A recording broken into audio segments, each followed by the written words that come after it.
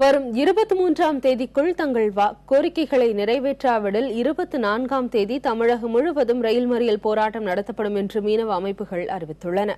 படகு உரிமையாளர்கள், விசைப்படகு மீனவ சங்க பொறுப்பாளர்கள் உள்ளிட்டோர் பங்கேற்ற அவசர ஆலோசனைக் கூட்டம் ராமேஸ்வரம் துறைமுகத்தில் நடைபெற்றது.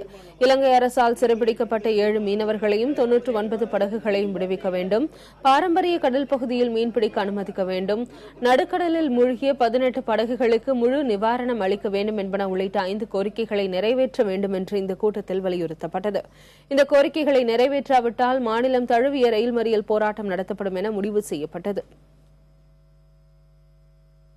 இந்த மத்திய அரசாங்கம் நீ பேச்சுவார்த்தை நடத்துவோம், பேச்சுவார்த்தை நடத்தி இந்த மீனவர்களுக்கு ஒரு நிரந்தர தீர்வை ஏற்படுத்துவோம் அப்படின்னு சொல்றாங்களே தவிர எந்த விதமான நடவடிக்கை எடுக்காம இலங்கை கடற்படையால் சிறைபிடிக்கப்பட்ட படகுகளையும் மீட்கிறதுக்கு எந்த விதமான நடவடிக்கை எடுக்காம நட்பு நாடுன்னு சொல்லி இந்திய பிரதமர் இலங்கைக்கு போறாரு, இலங்கை பிரதமர் இந்தியா வர்றாரு. ஆனா அந்த மீனவர் சம்பந்தமா எந்த விதமான பேச்சுவார்த்தை நடத்தாம மீனவருடைய வாழ்வாதாரத்தை இந்த அரசாங்கம் அழிச்சுக்கிட்டு இருக்கு.